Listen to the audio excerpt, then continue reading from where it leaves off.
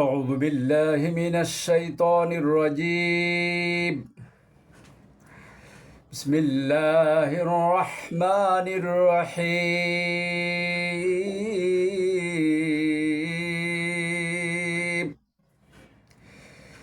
وكان يأمر أهله بالصلاة والزكاة وكان عند ربه مرضيا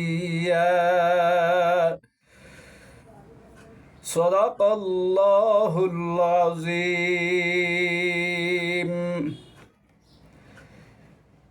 সূরাত মারিয়াম আয়াত নম্বর 55 এর অর্থ হচ্ছে, আর ইসমাঈল আলাইহিস সালাতু ওয়াসসালাম তার পরিবারের লোকদেরকে সালাত কায়েম ও যাকাত আদায়ের নির্দেশ দিতেন এবং তিনি ছিলেন তার প্রতিপালকের প্রিয় পাত্র ও সন্তোষভাজন।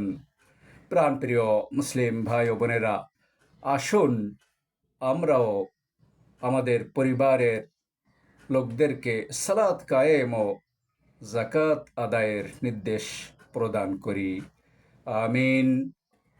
ও আখিরু দাওয়ানা আনিল হামদুলিল্লাহি রাব্বিল আলামিন। আসসালামু আলাইকুম ওয়া রাহমাতুল্লাহি ওয়া বারাকাতুহু।